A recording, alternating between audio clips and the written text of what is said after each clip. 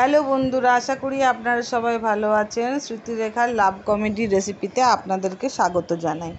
চিংড়ি মাছের পকোড়া কি করে বানাবেন দেখিয়ে দিই। চিংড়ি মাছের যে বাকি অংশগুলো থাকে, বাকি অংশ মানে যেগুলো আমরা সাধারণত ফেলে দিই, সেগুলো দিয়ে আজকে বানিয়েছি।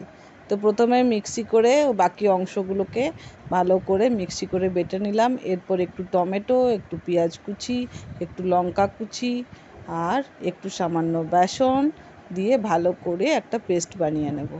এরপরে দিয়ে দেবো একটু সামান্য ধনে গুঁড়ো, একটু সামান্য জিরে গুঁড়ো, একটু সামান্য গরম মশলা, একটু সামান্য চাল গুঁড়ো বা কর্নফ্লাওয়ার দিতে পারেন, কোনো অসুবিধা নেই।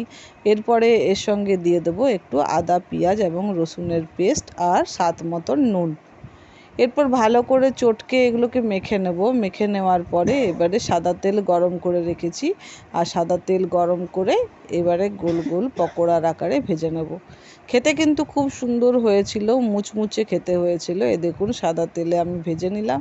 এরপরে এটা আমি স্ন্যাক্স হিসাবে একটু সামান্য সসের সঙ্গে পরিবেশন করব। তো আশা করি আমার এই সিম্পল রেসিপিটা আপনাদের ভালো লেগে থাকবে। তাহলে বাড়িতে ঝটপট বানিয়ে নিন আর খেয়ে দেখুন কেমন হয়।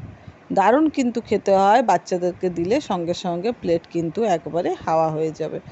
তো বাড়িতে বানিয়ে নিন আর গরম গরম পরিবেশন করুন।